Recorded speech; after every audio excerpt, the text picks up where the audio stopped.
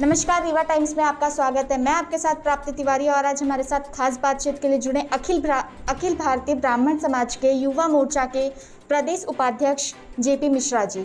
JP Mishra ji, आपका हमारे Rewa times में स्वागत है। नमस्कार। अभी हाल ही में एक मुद्दा उठाया जा रहा है भाजपा विधायक प्रदीप पटेल को लेकर, तो इस पर आपका क्या कहना है? देखिए, एक वीडियो वायरल अभी हो रहा है। विगत दिनों सोशल मीडिया के माध्यम से जानकारी प्राप्त हुई है, देखने को भी मिला है। निश्चित तौर पर वह वीडियो देखने के बाद तो एक उनके जनप्रतिनिधि होने के नाते प्रश्न चिन्ह उठता है और इस पूरे जो मुद्दा है इसकी तो मैं निंदा करूंगा ही, लेकिन इसमें दो अहम बातें हैं। एक तो जनप्रतिनिधि होने के नाते ऐसा क्या कारण है कि एक कर्मचारी के आपके कार्यवाही करने के लिए आपको ये कदम उठाना पड़ रहा है। अगर आप योग्य हैं, आप जनता के जनप्रतिनिधि हैं, तो आपको सबसे पहले पत्रक व्यवहार करना चाहिए। मैं समझता हूं कि पत्राचार के माध्यम से आपको सीनियर अधिकारियों से बात करना चाहिए। एससी से लेके कलेक्टर हैं, सीएमडी हैं, उनसे बात करना चाहिए और कार्रवाई के लिए करना चाहिए, ना कि आप किसी की पाँव छू। ये भी एक जो संवैधानिक प्रक्रिया है और आपका जो एक पद है तो वो आपके अनुरूप नहीं है। तो मैं उसे समझता हूँ कि यह बिल्कुल जो भी है यह उचित नहीं है। दूसरी, इसमें एक साफ मंशा है, अगर आपने ऐसा किया भी तो यह वीडियो को बनवाया क्यों गया? आपने वीडियो बनवाया, वीडियो बनवाने के बाद आपने उसको सार्वजनिक रूप से उसको आपने प्रसारित किया, तो कहीं ना कहीं देखिए मंशा ऐसा साफ जाहिर होता है कि आपने जो किया वह कथित तौर पर अपनी लोकप्रियता के लिए किया है। और कहीं ना कहीं ये सुनने में क्षेत्र की जनता और हमारे संगठन के पदाधिकारियों ने बताया कि प्रदीप पटेल जी का इतिहास उठा के देखें तो उसमें उन्होंने कई ऐसे काम किए हैं, कभी पुलिस प्रशासन, कभी ऐसे जहाँ पर ब्राह्मण वर्ग के अधिकारी होते हैं वहाँ पर निश्चित तौर पर वो टारगेट करते हैं और वहाँ पर इस प्रकार की अवानवी जो कहना चाहिए कृत्य है वो करते हैं। और मैं उनकी इस घटना से घोर निंदा करते हैं। ये पूरा मामला हमारे प्रदेश अध्यक्ष जी ने संज्ञान में लिया है और यथाउचित जानकारी मिलने के बाद जो भी कार्रवाई होगी हम लोग संगठन के माध्यम से करेंगे। अखिल भारतीय ब्राह्मण संगठन में जैसे हर मुद्दे पर सक्रिय उठाई जाती है, इस पर आपका क्या कहना है? देखिए, वर्तमान प्रदेश की अगर हम बात करें तो इसमें राजनीतिक पार्टियां लगभग मानवीय मुद्दों, जन समस्याओं को लेके अभी बिल्कुल हट चुकी हैं।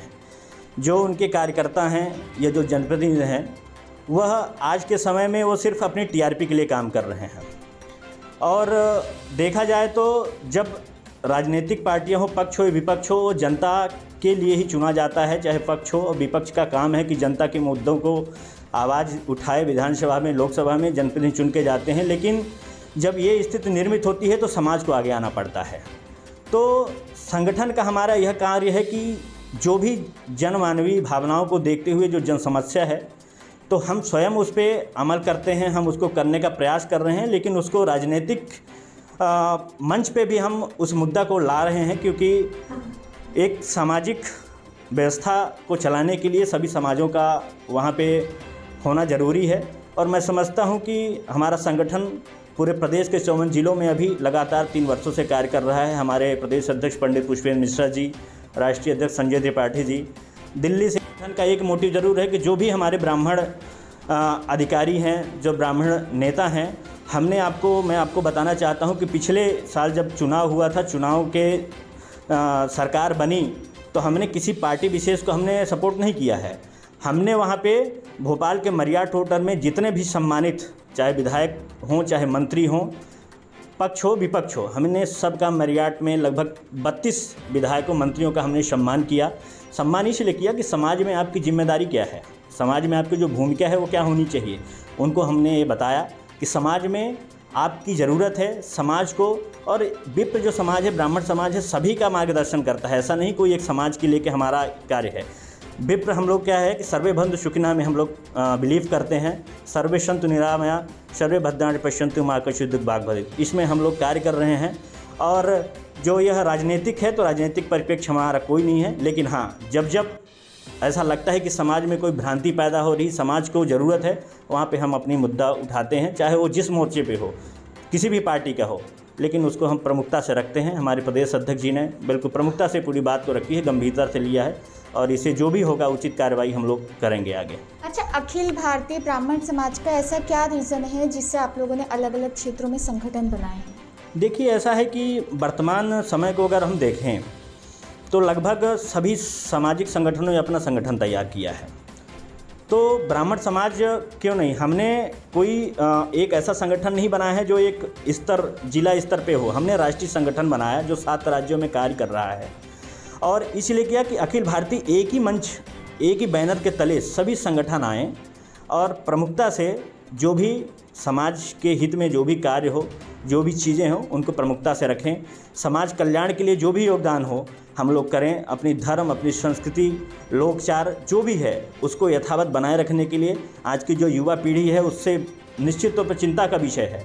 तो संगठन जो हमारा 3-4 मोर्चों में काम कर रहा है, मेन इकाई है वहाँ पे कार्य कर रहा है, युवा मोर्चा कार्य कर रहा है, महिला मोर्चा कार्य कर रहा है, और उसके नीचे भी एक छात्र शाखा का भी गठन किया गया है, ताकि जो संस्कार है, जो धर्म है, उसके प्रति हम अपने समाज को जागृत करें और सभी समाजों को हम ये बताएं कि ब्राह्मण जो समाज है हरदम सभी का नेतृत्व किया है, सभी को साथ में लेकर सभी के कल्याण की भावना से ही कार्य कर रहे हैं। इसलिए हम लोगों ने ये संगठन बनाने का अभिप्राय यही है कि सभी को एक मंच में लाके हम लोग उसको दिशा दें, ताकि समाज में जो वैषम्यता है वह कम हो, समाज में सबका आदर हो, सबका सम्मान हो। इसीलिए संगठन का, जैसे कि ब्राह्मण संगठन का क्या ऐसा मेन उद्देश्य है? मेन उद्देश्य क्या है? मेन उद्देश्य यही है कि शिक्षा और रोजगार जो आज मूल जो हम लोगों की ज़रूरत हो चुकी है, तो संगठन का एक तो धर्म प्रचार तो है ही है, धर्म सबसे अपना प्रमुख है।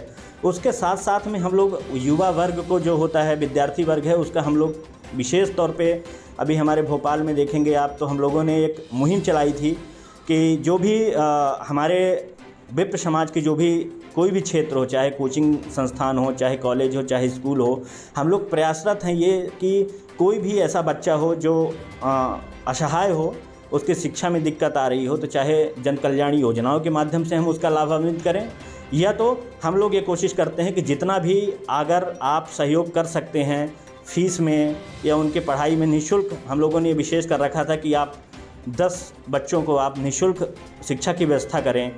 जो ऐसी कंपनियां हैं जहां पे आज रोज़गार के अवसर हैं, उनमें हम लोग विशेष प्रयास कर रहे हैं कि आप रोज़गार के जो नए क्षेत्र है उसमें हमारी प्रमुखता से हमारे बच्चों को, आप हमारे युवा वर्ग को ध्यान दें। ऐसे कई तमाम ऐसे मुद्दे हैं। 14 प्रकोष्ठों में हम लोग कार्य कर रहे हैं और 7 राज्यों में कार्य कर रहा है हमारा।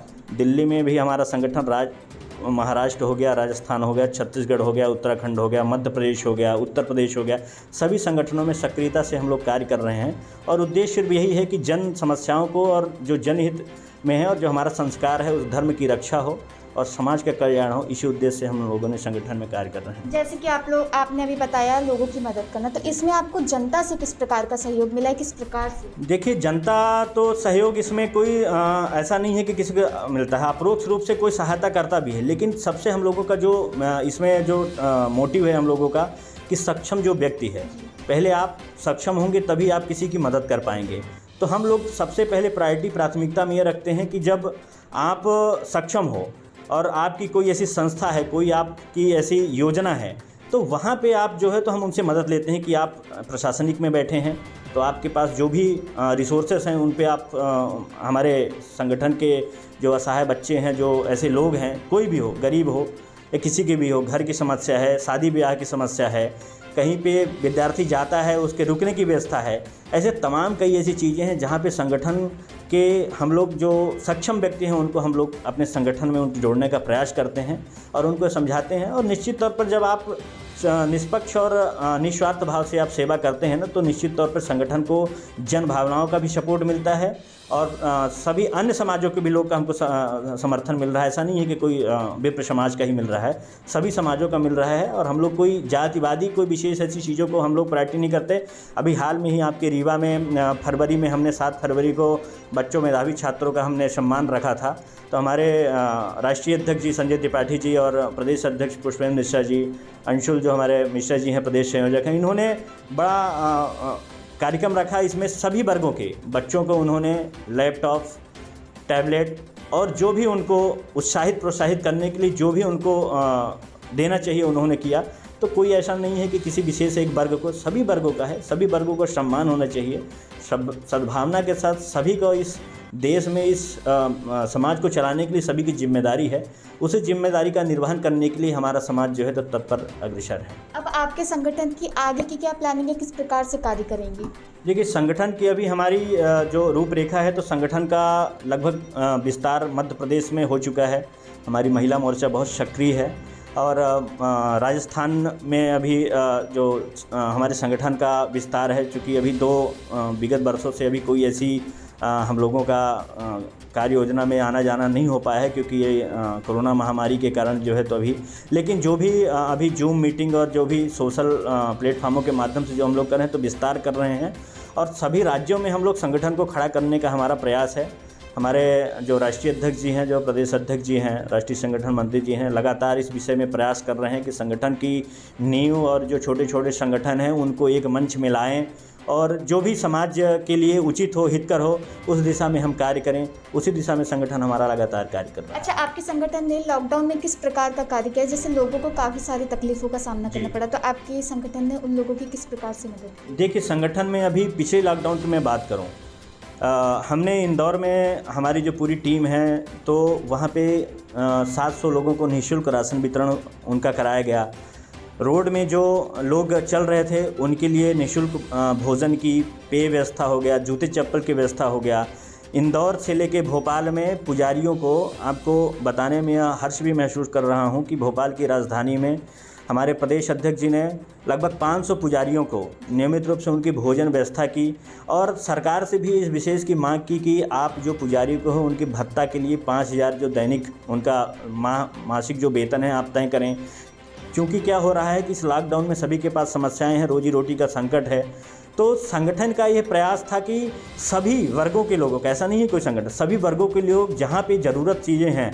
रीवा में देखिए, अभी इस मैं बात करूँ यहाँ के जो हमारे जिला अध्यक्ष जी हैं पंडित आशीष तिवारी शिब्बू जी, लगातार आज 20-25 दिनों से भोजन वितरण का जो है तो वो कार्यक्रम लगातार भोजन पैकेट बना के वस्त्रों का, ऐसे तमाम कई ऐसे समय समय पर रहती है। हम लोगों ने समाज उत्थान के लिए हो गया, शिक्षा के विशेष, शिक्षा स्वास्थ्य में विशेषकर युवा वर्ग जो हमारा वर्ग है, हम लोग विशेष उस पर फोकस कर रहे हैं कि हमारा जो शिक्षा व्यवस्था है और वो जो भारतीय संस्कृति और समाज के लिए होना चाहिए उस पर कैसा कार्य करें। तो इस पूरे लॉकडाउन में हम लोगों ने सोशल मीडिया के माध्यम से और जो अपना जूम मीटिंग के माध्यम से जिलों के तमाम पदाधिकारियों से बात करके उनको यह आश्वस्त हमारे प्रदेश अध्यक्ष ने कराया कि आप लोग नियमित रूप से क्षेत्र में रहें और जहाँ भी समस्याएं हैं लोगों की, भोजन की, राशन के, रुकने की, जो भी यथासंभव हो, गरीब कल्याण की कोई भी व्यवस्था हो उसको आप लोग करें। इसी उद्देश्य से संगठन लगातार पूरे प्रदेश में महिला मोर्चा हो, युवा मोर्चा हो, छात्र संघ हो, मूल इकाई हो, सभी लोग मिलके सभी संगठनों के माध्यम से हम लोग निरंतर प्रयास कर रहे हैं कि संगठन के माध्यम से जो भी यथासंभव लोगों की मदद मिले वो हम लोग मदद कर रहे हैं। अच्छा, अगर हम बात करें टीकाकरण की, तो कुछ लोगों में एक डर सा बैठ गया इस टीकाकरण को लेकर, तो उस पर आप क्या कहेंगे? देखिए, टीकाकरण जो है भारत सरकार के जो हमारे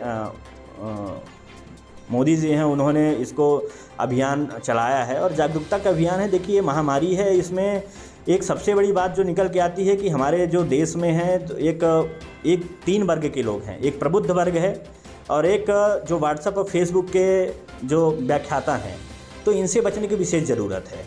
क्योंकि क्या होता है कि नकारात्मक जो विशेषकर मैं एक बात आपसे कहना चाहूँगा कि जो आजकल का युवा वर्ग है वो बिल्कुल इस बात को कतई नहीं समझना चाहता। वो बिल्कुल फेसबुक और व्हाट्सएप पे ही पूरी जानकारी उसी को पुख्ता प्रमाणिकता करना चाहता है, लेकिन यह बात गलत है।